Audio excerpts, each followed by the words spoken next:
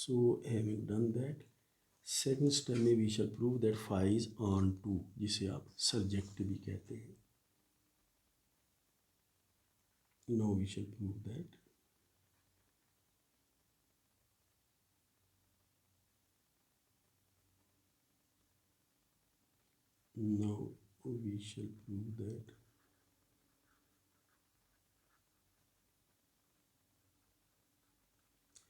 phi is on to.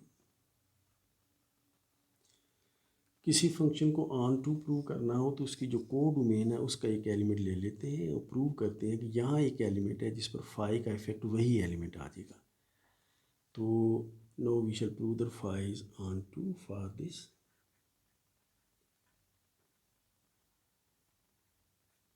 Late अब हम को डोमेन के एक एलिमेंट ले लेते हैं. को डोमेन हमारे पास एक्स एच है. तो let x h this particular element belongs to this left coset xh. Then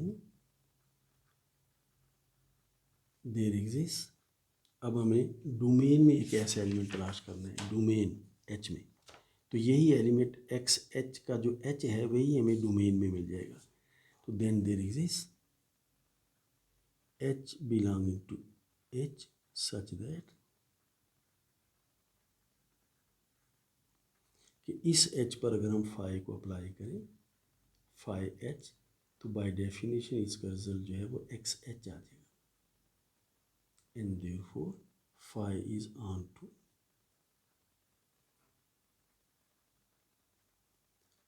phi is onto. तो हमने फाई को ऑन टू प्रूव कर दिया है. पहले हमने 1 to 1 प्रूव किया था, अभी हमने ऑन टू प्रूव कर दिया है. Hence phi is bijective. 1 to 1 भी है, ऑन टू भी है, बाइजेक्टिव. एंड देयरफॉर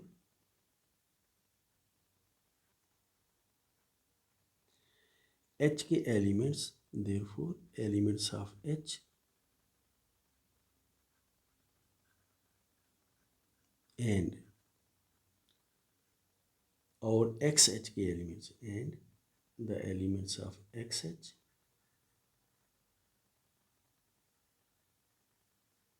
ये जो लेफ्ट कोसेट एक्स एच था इनके एलिमेंट्स और इन 1 to 1 correspondence, in 1 to 1 correspondence. इसके माने ये होते हैं कि दोनों के एलिमेंट्स की तादाद एक ही जैसी है. और इन 1 to 1 correspondence. And therefore H में एलिमेंट्स की तादाद उतनी ही है जितनी के एक्स एच में एलिमेंट्स की तादाद है. So number of elements in x h is same as number of elements in h. तो लेफ्ट कोसेट्स के एलिमेंट्स की तादाद उतनी ही होती है जितनी के उस सब ग्रुप के एलिमेंट्स की तादाद होती है जिसके साथ आप लेफ्ट कोसेट्स ले रहे हैं. सो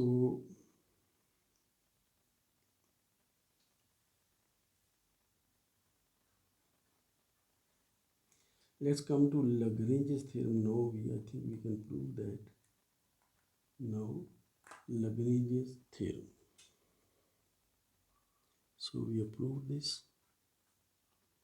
Let's come to Lagrange's theorem. So this is the theorem we discussed in the beginning. So theorem, Lagrange's theorem.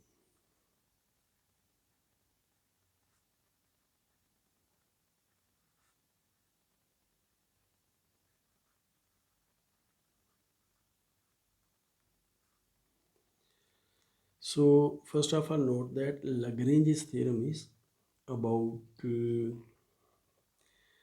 finite groups. So what we are going to say is that let G be a finite group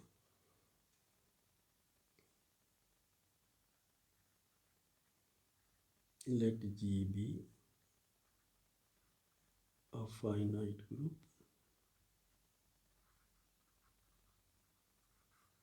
and H be a subgroup of G. Then what we are going to prove is, number one, order of H divides order of G. Let me write it. In fact, this means that order of H, number of elements in H, divides order of G.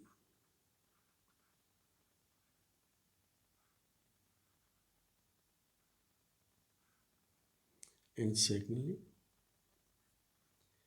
Index of H in G, ये वही बात जो हमने शुरू में discuss की थी, index of H in G is equal to number of elements in ji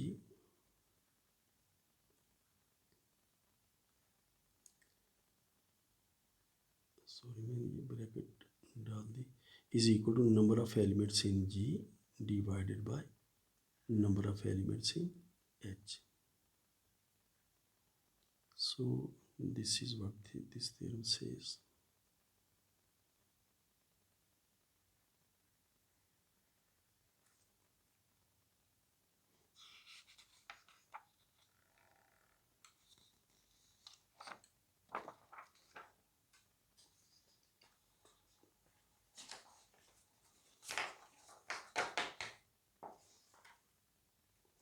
So let's come to proof of Lagrange's theorem.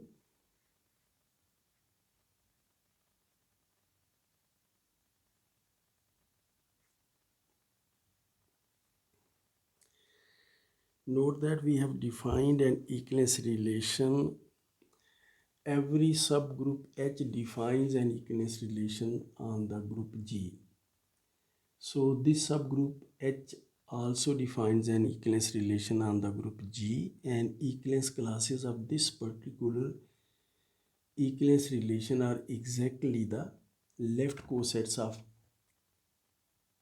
H in G, and we have discussed that left cosets of H in G, union of left cosets of H in G is equal to the whole group G. So this is what we are going to begin with. We know that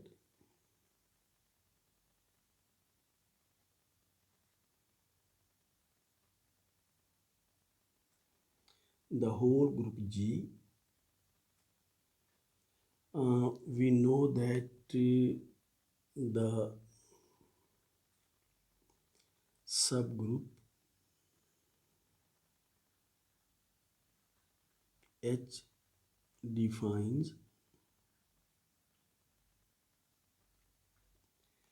an equivalence relation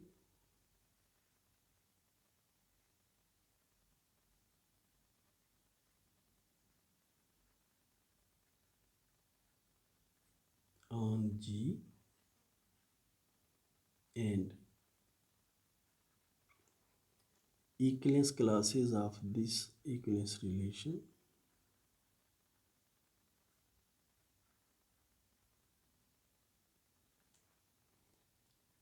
equivalence classes of this equivalence relation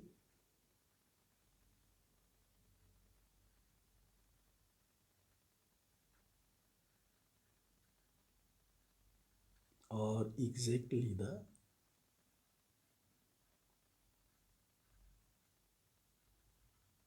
the left cosets of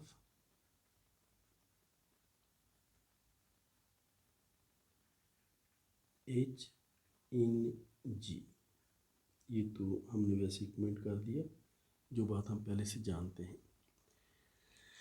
अब हम जानते हैं कि H के G में जो left cosets की तादाद है, जो दो लेफ़्ट कोसेट या तो इक्वल होते हैं या फिर डिसजॉइंट होते हैं। तो जो डिसजॉइंट हैं उनको हम डिस्टिंक्ट लेफ़्ट कोसेट्स कहते हैं, और डिस्टिंक्ट लेफ़्ट कोसेट्स का जो यूनियन है वो पूरे ग्रुप जी के बराबर होता है। और डिस्टिंक्ट लेफ़्ट कोसेट्स की तादाद ग्रुप जी के एलिमेंट्स की तादाद से लेस देन और इक्वल टू होती है। तो आप सपोज़ कर लीजिए ग्रुप जी का ऑर्डर जो है या ग्रुप जी के एलिमेंट्स की तादाद जो है वो n है। Having said that, let x1h, x2h, so on up to x or h be the distinct left cosets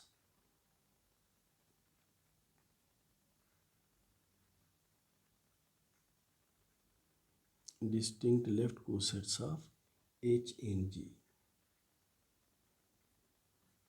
so that आप नोट कीजिए, इन डिस्टिंक्ट लेफ्ट कोसेट्स की तादाद 1 2 so on up to r है। So that distinct left cosets की तादाद r है। This is what index is. So that index of h in G is equal to वो r है। सो वेयर आर से मुतल्लक हम नोट कर लेते हैं कि आर जो है दिस लेस देन और equal to n. Distinct left cosets की तादाद जो है वो एन से लेस देन और इक्वल टू होगी। और ये बात भी हम जानते हैं कि डिस्टिंक्ट लेफ्ट कोसेट्स जो हैं, इक्वलेंस रिलेशन जो है ना वो सेट को पार्टीशन करता है। तो therefore these distinct left cosets partition G. तो वी नो दैट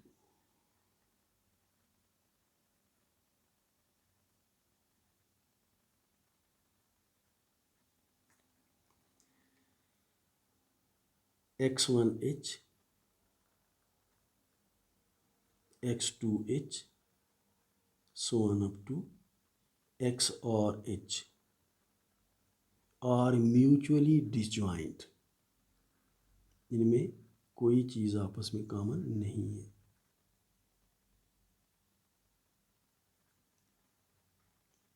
ये तमाम डिस्टिंक्ट लेफ्ट कोसेट्स हम ले रहे हैं। तो डिस्टिंक्ट लेफ्ट कोसेट्स में कोई चीज़ आपस में कॉमन नहीं होती, तो दीज आर म्यूचुअली डिसजॉइंट।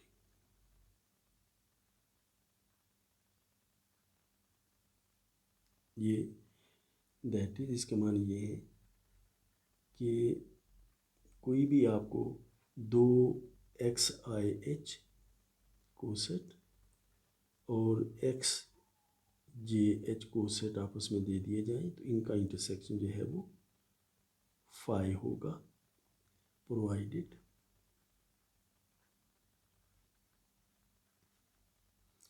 अगर XIH और XJH जो है अगर ये आपस में बराबर नहीं हैं, तो अगर ये बराबर नहीं है तो फिर ये डिसजॉइंट होंगे।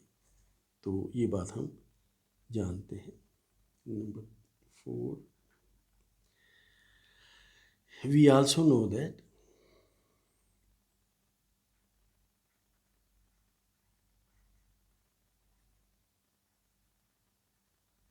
ये बात भी हम जानते हैं कि इन तमाम डिस्टिंक्ट लेफ्ट कोसेट्स का जो यूनियन है वो ग्रुप जी के बराबर होगा, यानी कि x1h, x2h, so on up to x और h, इन तमाम का जो यूनियन है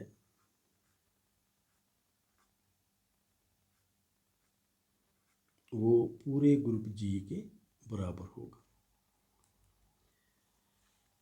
इक्वलेंस क्लासेस जो हैं वो जिस सेट पर आपने इक्वलेंस रिलेशन डिफाइन किया था उस सेट को पार्टीशन करती हैं। We have prove that thing. अब ग्रुप जी, सब ग्रुप एच जो चूँकि जी पर इक्वलेंस रिलेशन इंड्यूस करता है, इसलिए उस इक्वलेंस रिलेशन की जो इक्वलेंस क्लासेस हैं वो ग्रुप जी को पार्टीशन करेंगी, यानी डिस्टिंक्ट इक्वलेंस क्लासेस का यूनियन जो है ना पूरे ग्रुप जी के बराबर होगा। देयरफॉर ग्रुप जी के जो एलिमेंट्स की तादाद है वो फिर बराबर हो जाएगी x1h के एलिमेंट्स की तादाद प्लस यूनियन प्लस हो जाएगा प्लस x2h के एलिमेंट्स की तादाद फिर plus and then plus x और एच के एलिमेंट्स की तादाद and therefore number of elements in G is equal to, अब देखिए x1 में हमने ये बात प्रूव की है कि किसी भी सब ग्रुप में और उसके लेफ्ट कोसेट्स में एलिमेंट्स की तादाद आपस में बराबर होती है, we prove that and therefore x1 h में एलिमेंट्स की तादाद उतनी ही होगी जितनी कि h में एलिमेंट्स की तादाद है, प्लस यहाँ भी जितनी कि h में एलिमेंट्स की तादाद है, प्लस 1 अप टू यहाँ भी जितनी कि h में एलिमेंट्स की तादाद है। या नोट कर लीजिए कि 1 2 1 अप टू r, तो ये h h h हमने r टाइम्स लिखा है, दिस इज r टाइम्स। अगर हमने 2 दफ़ा लिखा होता तो h प्लस h 2h हो जाता, तो r टाइम्स लिखा है तो ये r इंटू h हो जाएगा। तो therefore number of elements in g और order of g is equal to r into h।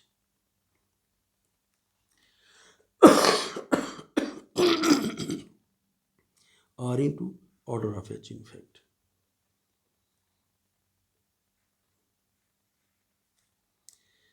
तो अब आप देख सकते हैं कि अगर हम ऑर्डर ऑफ जी, इस ऑर्डर ऑफ एच को इसके बटे में ला सकते हैं,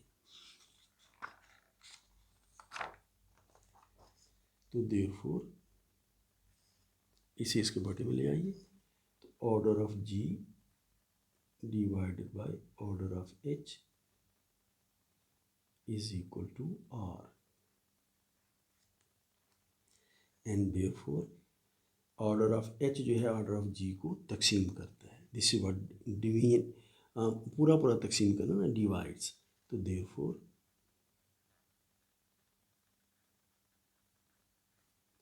order of H divides order of G. तो एक तो हमने ये चीज़ प्रूव करनी थी, वो हमने कर दी, and order of G divided by order of H is equal to, आप नोट कीजिए आर जो है ना वो डिस्टिंक्ट लेफ्ट कोसेट्स की तादाद है, this is what we say index of H in G. तो हमने ये दोनों चीज़ें प्रूव कर दी। So this is Lagrange's theorem, and remember that Lagrange's theorem is always for finite groups.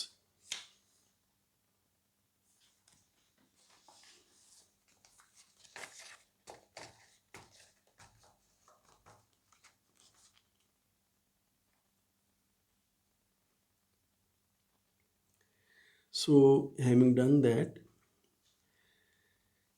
आप रिकॉल कीजिए कि हमने एक इक्विवेलेंस रिलेशन डिफाइन किया है किसी भी ग्रुप जी के ऊपर बाय सेइंग दैट कि किसी भी ग्रुप जी का हमें कोई सब ग्रुप दे दिया जाए तो उससे हमें उस पर इक्विवेलेंस, उससे हमें उस पर इक्विवेलेंस रिलेशन मिल जाता है। सो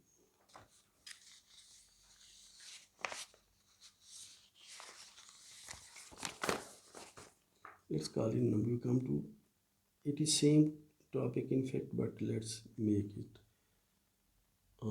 other class. So हमने एक इक्विवेलेंस रिलेशन अब तक हमने सिर्फ एक स्टडी किया है, recall that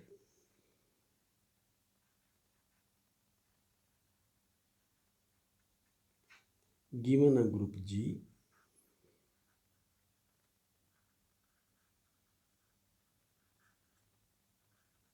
and a subgroup H of G, we can obtain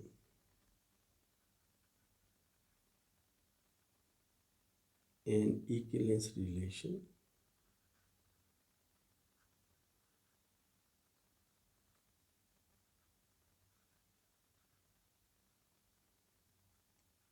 on G as follows। ये वही इक्विवेलेंस रिलेशन है जो इससे पहले मैं आपको डिफाइन करके बता चुका हूँ।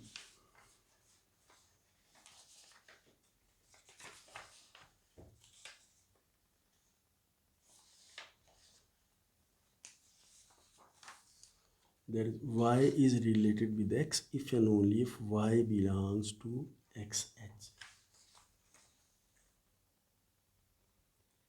Y is related with x if and only if y belongs to left coset of h with x. So this is an equivalence relation we have defined. Let's discuss another equivalence relation.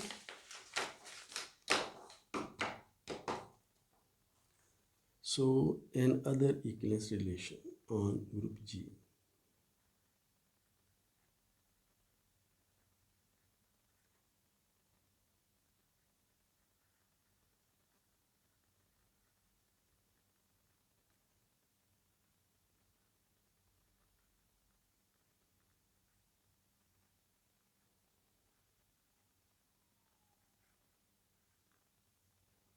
So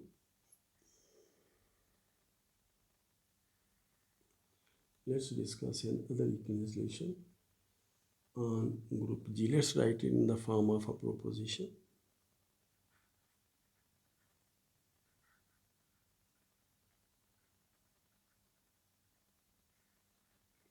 Let G be a group.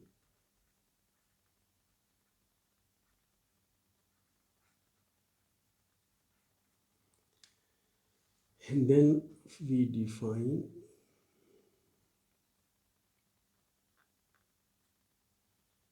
and then the relation. हम ऐसे करते हैं, group g के कोई दो elements y और x ले लेते हैं और डिफाइन करते हैं कि y is related with x if and only if y can be written as a multiplied with x multiplied with a inverse. So let G be a group, then the relation if and only if this for some a belonging to G.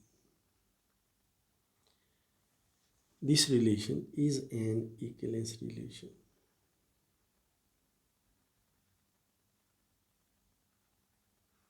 हम prove करेंगे this relation is an equivalence relation. So let's see how proof goes. Relation note कर लीजिए, y is related with x if y is equal to a x a inverse. कि आपको कोई ऐसा element मिल जाए जिसको x के साथ लेफ्ट हैंड साइड से मल्टीप्लाई करें, उसके इन्वर्स को राइट हैंड साइड से मल्टीप्लाई करें और जो आप y के बराबर आ जाए, then y and x are related with each other. We have to prove that this is an equivalence relation. So let's see the proof. Proof में first of all we have to see that it is reflexive. So reflexivity.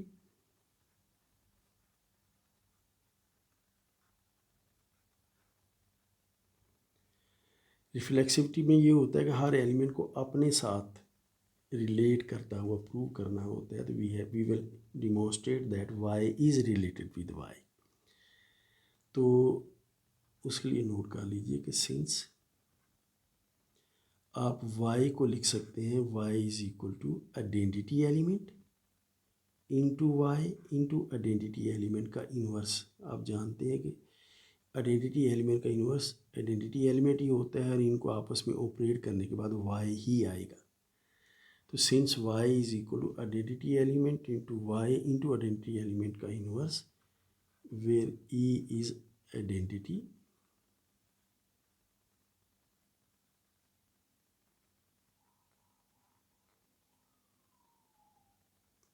therefore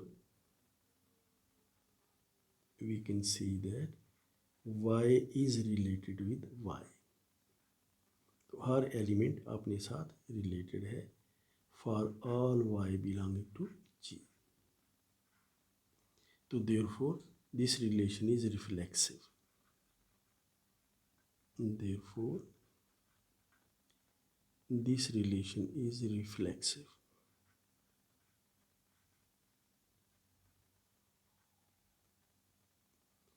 अब हम prove करेंगे कि ये relation symmetric भी है. So let's come to symmetricity.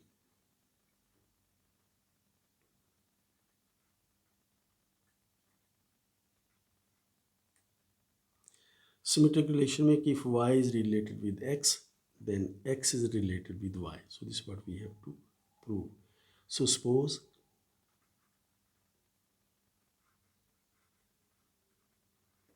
that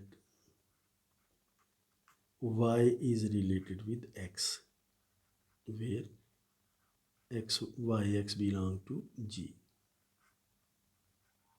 तो फर्ज कीजिए y जो है वो x के साथ रिलेटेड है। अब अगर y x के साथ रिलेटेड है तो देन इसके माने फिर ये हैं कि then y is equal to, ये डेफिनेशन है रिलेट होने की, तो y is equal to ax a inverse for some a belonging to g।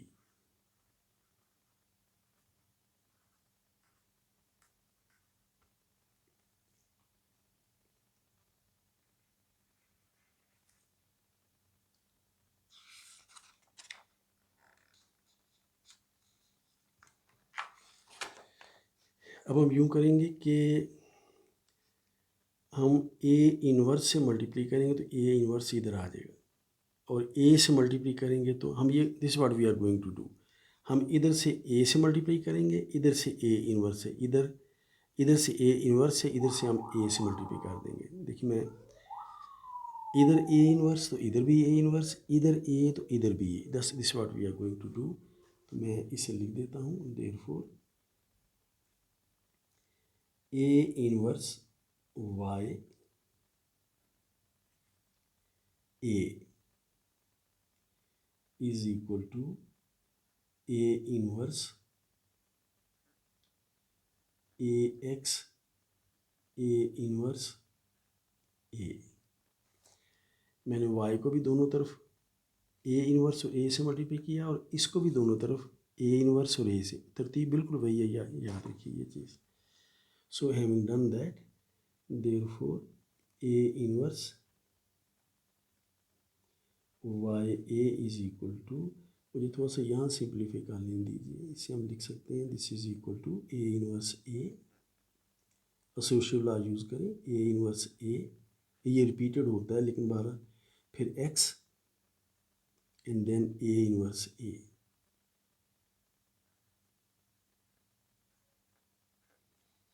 और इसे अब आप लिख सकते हैं a इनवर्स a तो आइडेंटिटी एलिमेंट आ जाएगा, फिर ये x है, फिर ये भी आइडेंटिटी एलिमेंट आ जाएगा, and therefore a inverse y a is equal to identity element into x into identity element is equal to x, and therefore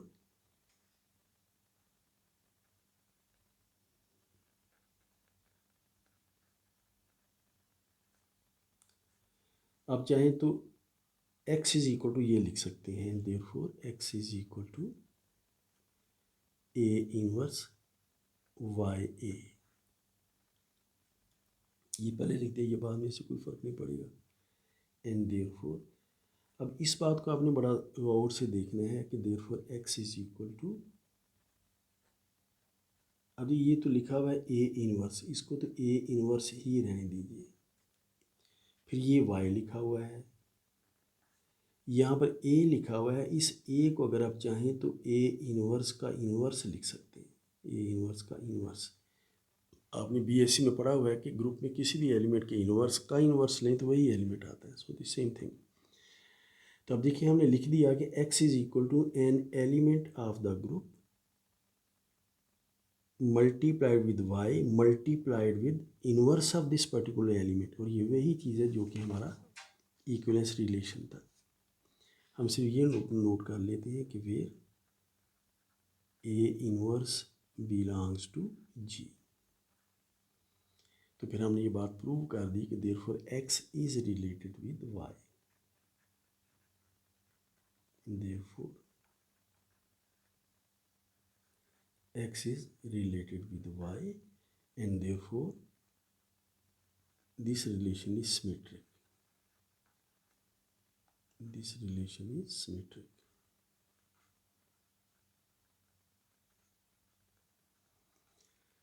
So having done symmetricity, we come to transitivity.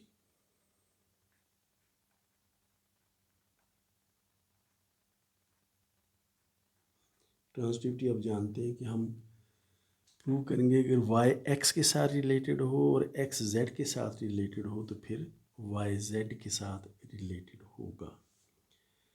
तो आप suppose कर लीजिए कि let y is related with x and x is related with z, where x y z belong to, या y x z तरतीब से कोई ख़ास फ़र्क नहीं पड़ेगा, y x z belong to g। तो फ़र्ज़ कीजिए y x के साथ रिलेटेड है और x z के साथ रिलेटेड है। No by definition, this is the definition of this particular relation. तो देन अब y चूँकि x के साथ रिलेटेड है तो y will be equal to ax a inverse, and x जो है वो z के साथ रिलेटेड है तो x फिर बराबर होगा some other element of group लीजिए, a भी हो सकता है लेकिन नॉट नेसेसरली। तो ये आ जाएगा b z b inverse, where a b belong to G. तो because of definition of that relation it must happen, and therefore अब सिर्फ एक काम कीजिए कि ये हमारे पास है ना y इज इक्वल टू, ये लिखा हुआ a फिर लिखा हुआ x, लेकिन x की कीमत ये है, x की जगह हम x की ये कीमत लिख सकते हैं। तो therefore x की जगह लिख दीजिए बी जेड बी इनवर्स, और फिर इसके बाद ये आ जाएगा A inverse, and therefore y is equal, अब फिर एसोसिएटिव लॉ यूज़ कीजिए तो ये आ जाएगा a b then z then b inverse a inverse. ये repeated application of associative law है, सब स्टेप्स करें तो ये काफ़ी लेंथी हो जाता है। And therefore y is equal to a b z. आप जानते हैं बी इनवर्स ए इनवर्स जो है वो ए बी के प्रोडक्ट का इनवर्स होता है। ये भी रिजल्ट है जो आपने बीएससी में प्रूव किया हुआ है। मैंने एक दफ़ा पहले भी आपको ये बात रिकॉल करवाई थी। And therefore this is the case. और ये आप जानते हैं कि चूँकि ए बी जी के एलिमेंट्स हैं तो ए और बी का प्रोडक्ट भी जी को बिलोंग करता है, बिलोंग टू जी। तो अब देखिए हमने प्रूव कर दिया कि y is equal to an element of g z multiplied with inverse of this particular element, and therefore y is related with z। तो अब देखिए हमने यही prove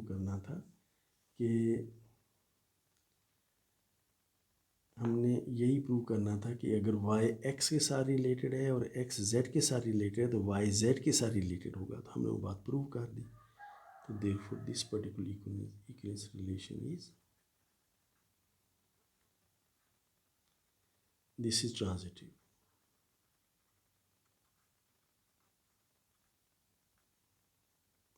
and hence this is an equivalence relation।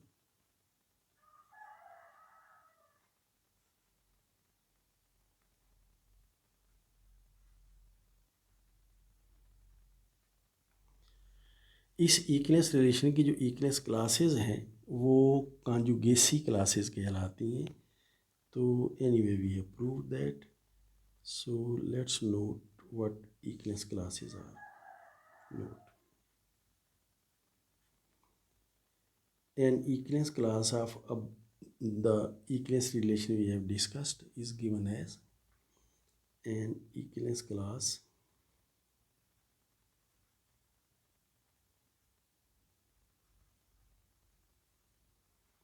of this equivalence relation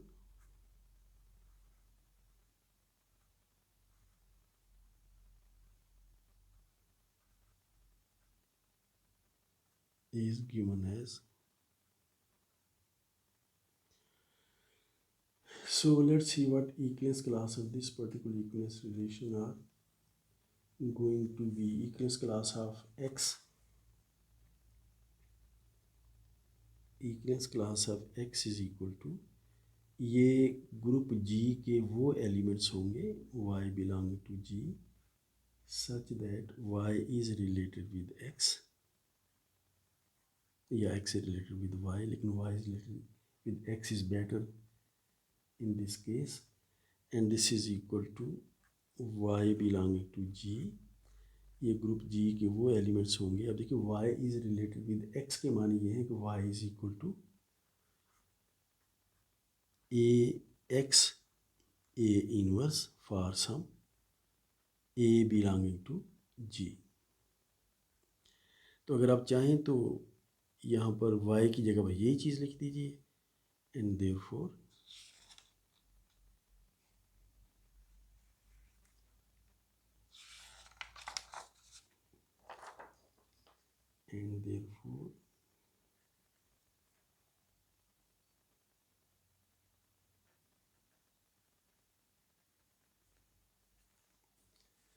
equivalence class of x is equal to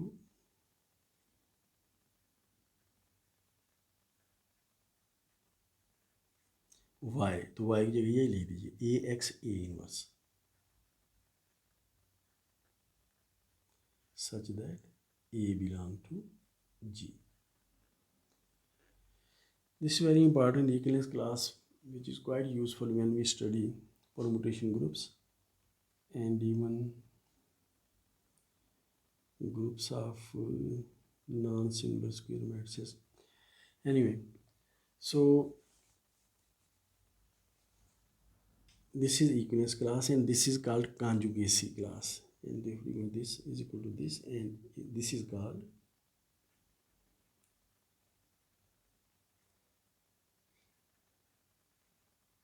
conjugacy class.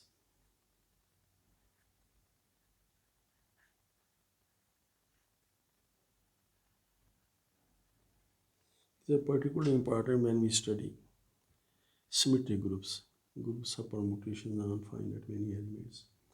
So this was another equivalence relation we have discussed, equivalence relation on a group G. So having done that, let's come to a concept. This is about multiplying a subgroup with itself. So let's have few definitions first. So definition.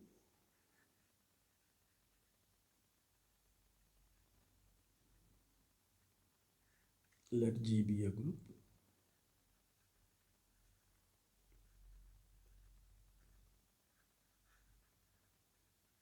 And suppose कीजिए कि ए जो है ये जी का सब group है और B जो है ये भी जी का सब ग्रुप है. देन वी डिफाइन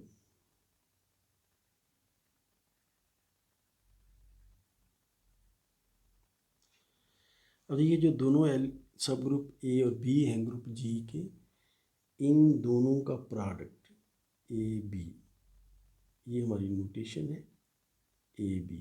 और डेफिनेशन हमारी ये करते हैं हम यूँ है कि एक एलिमेंट ए का ले लेते हैं, एक एलिमेंट बी का ले लेते हैं और इनको आपस में मल्टीप्लाई कर देते हैं such that a belong to a and b belong to b. और ये हम ए और बी के तमाम एलिमेंट्स के साथ करते हैं. So this is the way we define product of a with b. तो ये बात नोट कीजिए कि इन पर्टिकुलर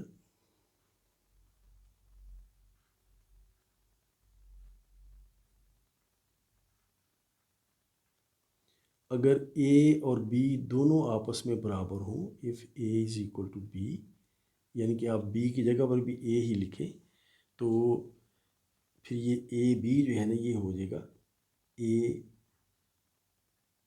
ए, और हम इसे फिर ए स्क्वेयर लिखते हैं ए पर. ये भी कन्वेंशन है, बस ये एक रवायत हम ऐसा. तो if a is equal to b then a के साथ जो प्रोडक्ट ऊपर हमने डिफाइन किया है कि ए के एलिमेंट्स को ए के एलिमेंट्स के साथ ही मल्टीप्लाई करना है, तो इसके लिए नोटेशन जो है ना वो हम फिर ये यूज़ करते हैं a square. Let's have a proposition.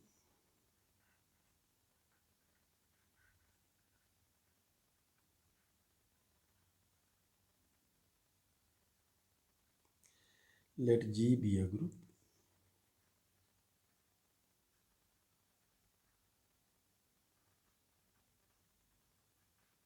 and H be subgroup of G. Then prove हम ये करेंगे कि H का स्क्वायर जो है ये H ही के बराबर होता है। तो then H square is equal to H। अगर H G का सब ग्रुप हो तो then H square is equal to H। So let's prove that.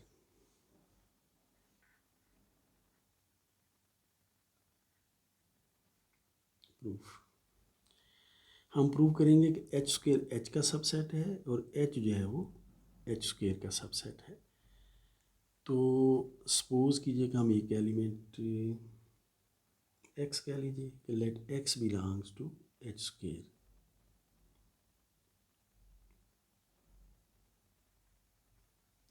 let x belong to H square, then x जो है, चूँकि डेफिनेशन आपकी ये है तो x अगर h स्क्वायर को बिलोंग करता है तो h स्क्वायर जो है वो h इंटू एच के बराबर है। तो अगर x h स्क्वायर को बिलोंग करता है तो x फिर बराबर होगा h, एक एलिमेंट h का दूसरा एलिमेंट भी h का, दोनों को आपस में मल्टीप्लाई करना है हमने। तो then x is equal to h1 into h2 where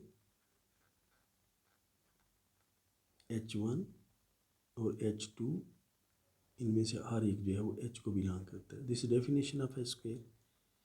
but h जो है ये तो सब ग्रुप है और इन पर्टिकुलर ये ग्रुप है, बट h इज सब ग्रुप। देयरफॉर अगर आप h के कोई दो एलिमेंट्स को आपस में मल्टीप्लाई करेंगे तो उनका प्रोडक्ट जो है वो फिर उसी सब ग्रुप ई में होगा। तो इसलिए h1 h2 जो है ये h को ही बिलोंग करेगा। And therefore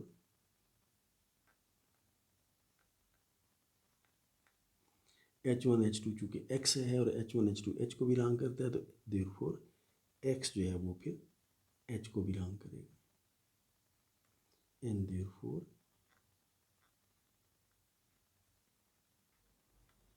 x h square का एलिमेंट था, ये h को बिलोंग कर जाता है। तो देयरफॉर h स्क्वायर जो है ये h का सबसेट होगा।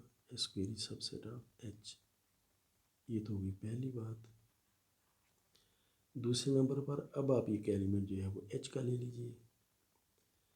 आप फर्ज कीजिए कि अब हम एलिमेंट जो है वो h का ले लेते हैं। हम y क्या लेते हैं, इसे x भी कह सकते हैं।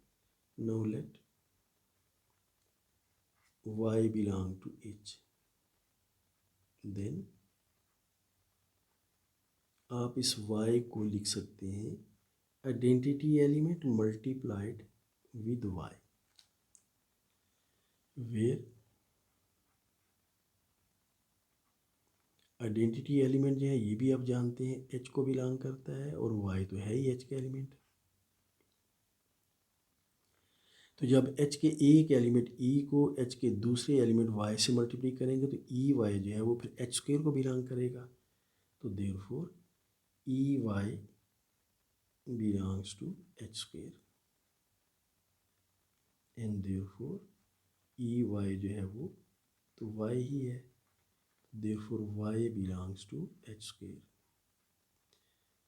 अब देखिए y एलिमेंट h का था, h स्क्वायर में आ जाता है तो therefore h is subset of h square.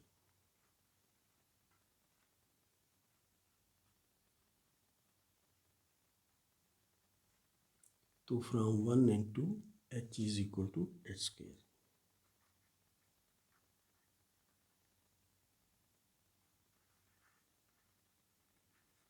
From 1 and 2 h square और एच आपस में बराबर हो जाएंगे।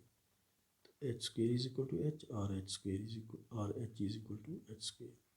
सो वी हैव प्रूव दैट कि अगर आपको किसी ग्रुप का सब ग्रुप दे दिया जाए तो उसके साथ प्रोडक्ट वही होता है। Let's have another proposition.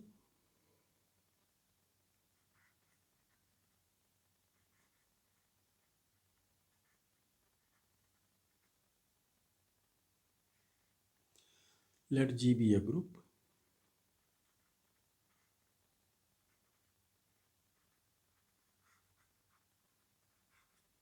and H be subgroup of G. Then तो हम ये करेंगे कि अगर कोई एलिमेंट U जो है ये H को बिलोंग करता है तो U के साथ जो H का लेफ्ट कोसेट है वो H ही के बराबर होगा। अगर U का H के साथ लेफ्ट कोसेट H ही के बराबर होता है तो फिर U H को बिलोंग करेगा। So this is if and only if condition कि U belongs to H if and only if UH is equal to H.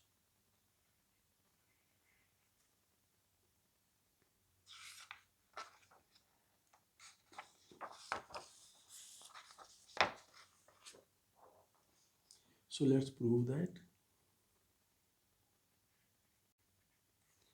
तो ये इफ़ एंड ओनली इफ की कंडीशन है, हम दिस वे चलते हैं, फिर हम दिस वे आएंगे तो पहले दिस डायरेक्शन, तो हम यूँ लिख लिया करते हैं इसे कि हम इस डायरेक्शन मूव करने लगे हैं कि हम ये चीज़ सपोज करेंगे, ये हम प्रूव करेंगे।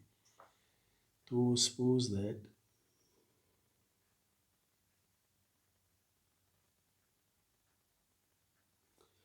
फर्ज करें कि U जो है वो H को बिलोंग करता है।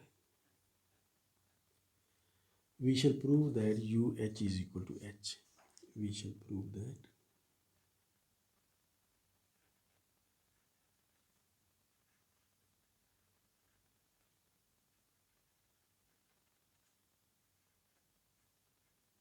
UH is equal to H. अब इसके लिए फिर हमें दोनों स्टेप्स करने, पहले हम प्रूव करेंगे UH जो है वो H का सबसेट है, फिर हम प्रूव करेंगे कि H जो है वो UH का सबसेट है। तो उसके लिए हम एक एलिमेंट UH का ले लेते हैं। Let X belong to UH।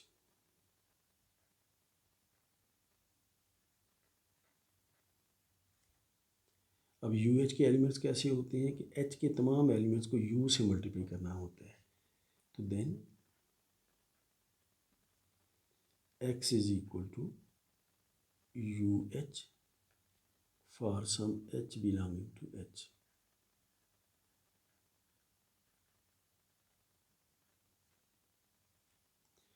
अब देखिए कि U भी H का एलिमेंट है, H भी H का एलिमेंट है और H सब ग्रुप है, बट H इज सब ग्रुप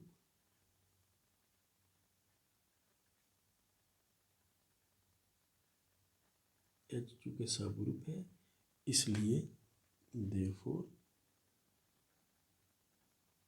जब हम H के कोई दो एलिमेंट्स को आपस में मल्टीप्लाई करेंगे, U भी H का एलिमेंट है, H भी H का एलिमेंट है, तो U और H का जो प्रोडक्ट है ये भी H का एलिमेंट होगा, belong to H। And therefore UH जो है ना ये तो हमारा X है, UH is X and therefore X belongs to H। X element था UH का तो फिर UH H का सबसेट हो जाएगा। Therefore, UH is subset of H। ये पहली बात हो गई। अब हम H का एक एलिमेंट ले लेते हैं। Now let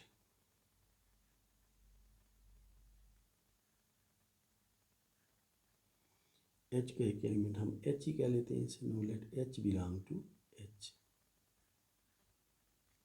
Then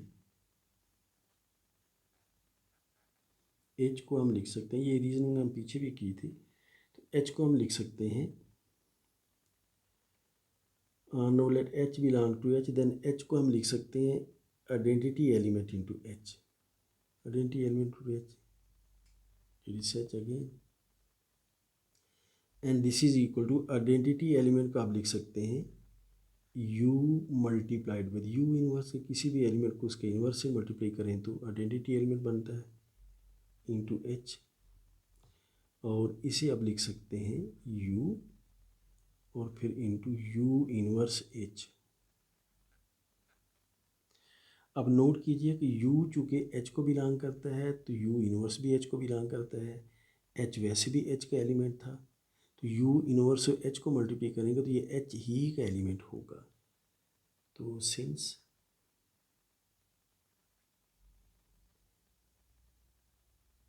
h is सब ग्रुप,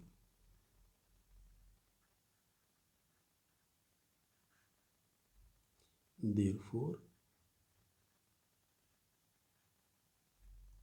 u इनवर्स h जो है u इनवर्स h का एलिमेंट, h भी h का एलिमेंट, इन दोनों का प्रोडक्ट h को बिलोंग करेगा। तो अब देखिए हमने h को लिख दिया एक एलिमेंट, ये u multiplied with element of h, h is equal to u multiplied with an element of capital H। तो therefore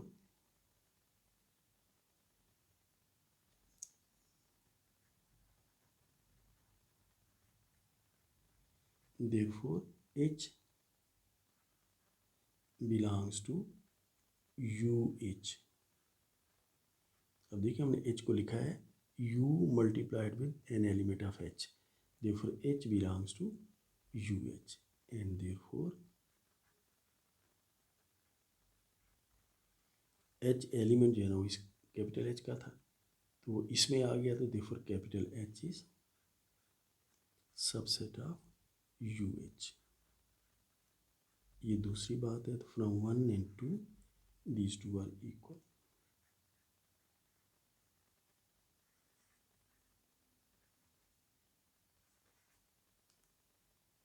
UH is equal to H।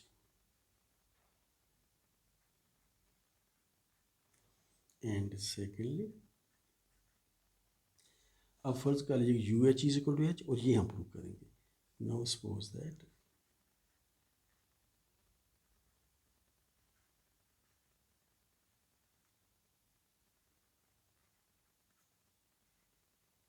UH is equal to H, we shall prove that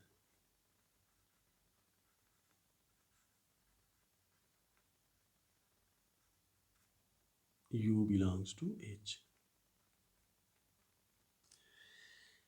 अब देखिए we know that, but we know that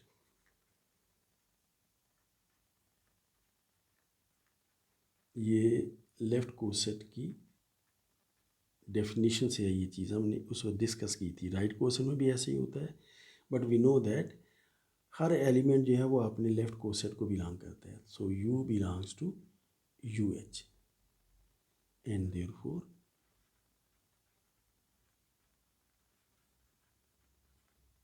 UH जो कि H के बराबर है and therefore U belongs to H। So we have proved that कि U अगर H को बिलोंग करेगा तो UH H के बराबर होगा, अगर UH H के बराबर है तो UH को बिलोंग करेगा। So we have completed the proof.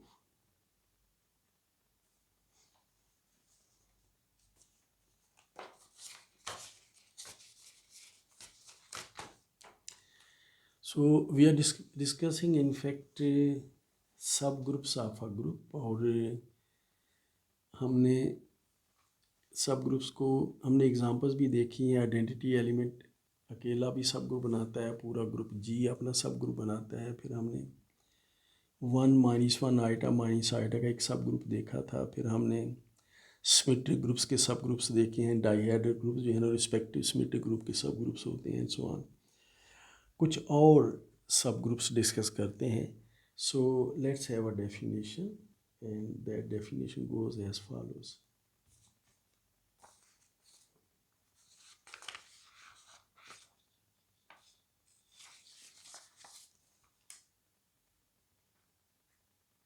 Let's call it 4. So definition, let G be a group and A belong to G। ये डेफिनेशन है सेंट्रलाइजर की डेफिनेशन है। This is centralizer. सेंट्रलाइजर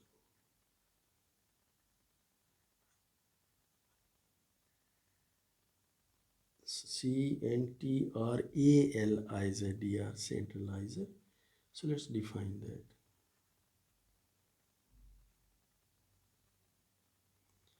So let G be a group.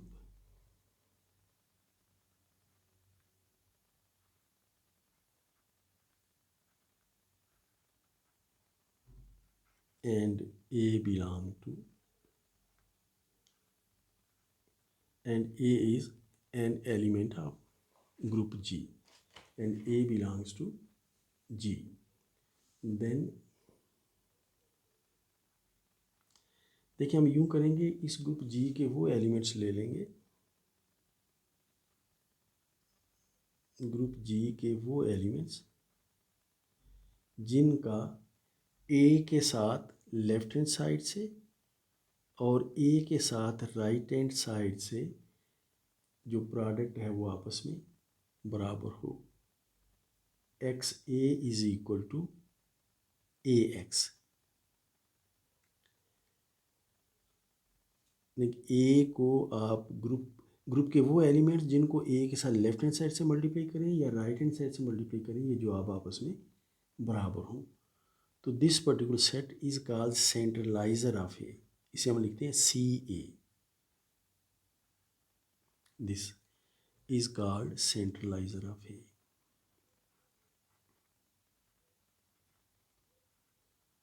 centralizer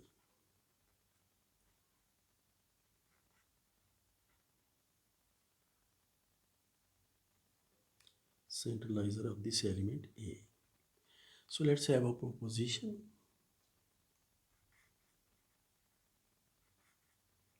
Proposition says that centralizer of any element of a group is a subgroup of the group. So this is what we have to prove. So things will be quite simple in fact in this case. So proposition is that let G be a group.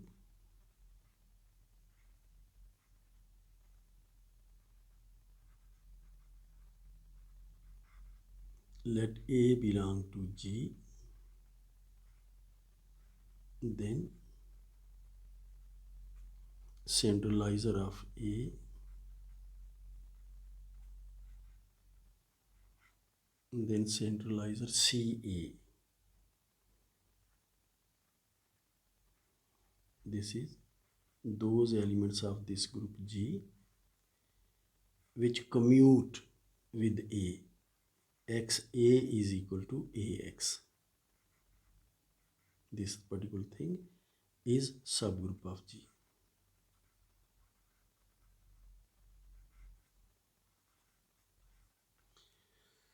So this is what we have to prove. This is number 10.